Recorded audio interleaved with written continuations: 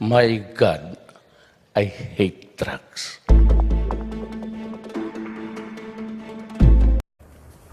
This early House Speaker Pantaleon Alvarez wants elections in 2019 canceled even before President Duterte is reportedly expected to endorse to Congress a proposal to amend the 1987 Constitution and transform the government into a federal republic. Those elections are for 12 senators and all the members of the House of Representatives, plus governors and mayors and so on down the line. In an interview with our chief correspondent, Pia Ontiveros, Alvarez argues that if Congress were to give due course and have enough time to amend the Constitution by convening itself into what's called a Constituent Assembly, then elections should be moved to 2022. This will mean the 12 senators who are supposed to step down in 2019, all members of the House of Representatives and local chief executives get one-term extension. Para sa akin lang, if we are damn serious in really revising the Constitution, let's be realistic sa schedule. Tinan mo, so na tayo ng itong July 23. Ibibigay sa amin yung NEP, National Expenditure Program, for next year. So kailangan namin bigyan ng ng oras yan. Tapos, medyo maiksi din yung yung sessions dahil may mga international commitments tayo. IPA, IPU, at lahat ng mga ganyan, di ba? Na nagre-require ng attendance ng participation ng House at saka ng Senado. So, habang ginagawa natin yung budget, and then October magpa-file ka ng Certificate of Candidacy mo. O paano yan? Okay. So now you're saying, how are we going to squeeze everything, convening yourself into a constituent assembly? At the same time, you have your regular work that you need to attend to, October filing COC. So you're saying that let's be reasonable and allow a term extension. Is that what you're saying? Oo. Kasi, tingnan mo gawin namin yan siguro by January next year. So mahaba-haba din halalan. Yun na nga. Kasi kung filing ka ng October, wala na. Magkakampanya na yun. Ang umpisa ng campaign period is February. Kung susundin mo for the senators. Di ba? Yes. So ano pang time? Yeah, wala na oras. So let's go for term extension. Alvarez argues that this has happened before when lawmakers had more than 3 years in one term, and this was during the 8th Congress, the first post-Marcos Congress. Senators and congressmen elected in 1987 had 5 years for that term because the 1987 Constitution prescribed elections to be held in 1992. The 1987 Constitution provides for one other way to amend it, and that is by a constitutional convention whose members are elected at large. Catch the full one-on-one interview with House Speaker Pantaleon Alvarez on July 23, only here on CNN Philippines. In other news, both the National Police and Malacanang are quick to downplay the possibility that President Duterte will declare martial law because of the recent killings of local officials. PNP Chief Oscar Albayalde says there will be increased police presence nationwide, but he says this cannot be compared with a martial law situation. Meantime, here's what the presidential spokesperson had to say. Kahit ilang pa yung patayan na yan, kung walang rebellion at walang pananakop, wala pong dahilan para magkaroon ng martial law sa buong Pilipinas. President Duterte agrees to a moratorium on statements about the church. That's according to presidential spokesperson Harry Roque. This comes after the president met with Catholic Bishops' Conference of the Philippines President Romulo Valles in Malacanang yesterday. It was their first time to sit down for talks following Mr. Duterte's tirades against the church and his controversial remarks about God. It looked like a cordial, friendly meeting with President Duterte and Valles smiling and shaking hands in the photos. The two are known to be good friends because they worked together and served Davaoenos for a long time. After this meeting, Roque says it's the turn of the Malacanang Committee formed by the President to dialogue with their counterparts from the CBCP.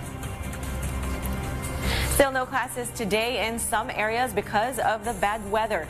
In Metro Manila, 4 cities have called off school in all levels. These are Valenzuela, Marikina, Malabon, and Navotas. No classes as well in the entire province of Bataan and the entire province of Zambales. Mamburao in Occidental Mindoro, as well as parts of Batangas and Rizal. But in Pulilan, Bulacan, only classes from elementary to high school in both public and private schools are suspended. The southwest monsoon or hanging habagat continues to prevail over parts of Luzon and the Visayas. Expect monsoon rains over Metro Manila, Palawan, Mindoro, Romblon, Zambales, Pampanga, Bulacan, Cavite, Batangas, and Bataan. As the administration works to push for a shift to a federal form of government, President Duterte now says he is willing to cut short his term. This is to give way to a leader that would head the transition government. Our senior correspondent, Ina Andalong, has more. The president had just received a copy of the Consultative Committee's draft constitution, the draft charter that will jumpstart the shift to a federal type of government. But just minutes after receiving this copy, Mr. Duterte already asked for changes. The committee's proposal says the sitting president would head the transition government that would be installed. Earlier, Malacanang said the president was amenable to this as long as it won't require President Duterte to hold that position beyond his term, which ends in 2022. It shouldn't be a problem as far as the draft constitution is concerned because it does say that while the president will serve as head of the transition government, his term shall end on June 30, 2022. But now President Duterte is saying he does not want to head a transition government. Dati kasi sinasabi ni Presidente pwede siyang manilbihan as transition leader hanggang 2022 pero kanina inanunsyo niya na mas gusto niya na magkaroon ng probisyon, ihahalal na ang transition leader at handa na siyang bumaba sa pwesto pag naaprubahan na ang bagong saligang batas.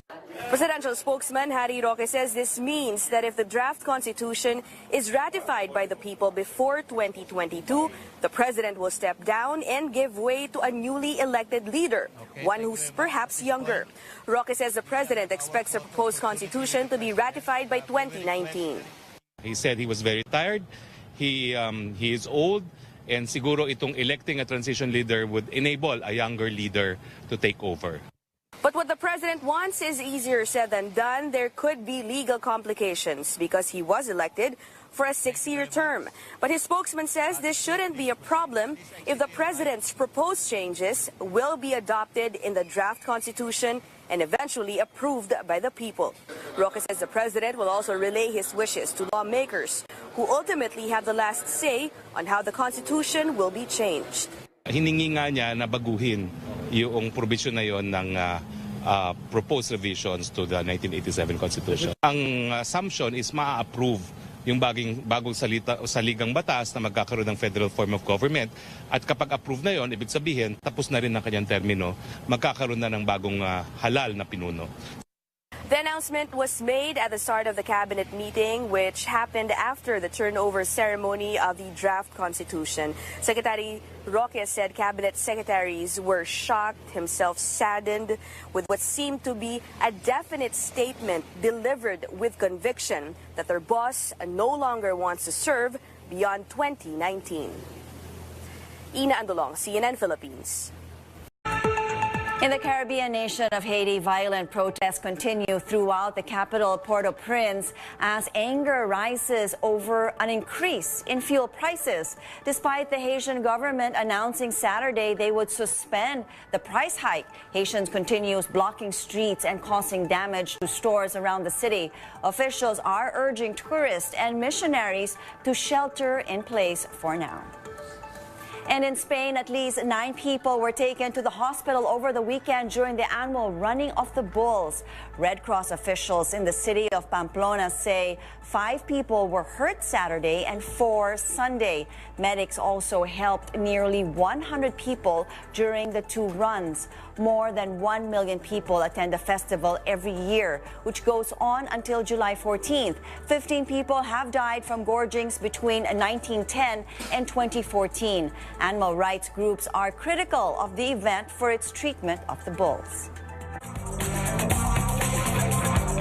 Good morning. It's already 6:39 here at home. Wake up if you're off to work this Tuesday, rainy morning. Take a look now at these live pictures of EDSA. This is near the Gate 3 of Camp Aguinaldo in Quezon City. And right now, the northbound stretch is on the left side of your screen. And we can see that traffic here is already heavy for motorists traveling to Santolan and Cubao. On the extreme right side, though, we're seeing the same thing. And if you're southbound, do prepare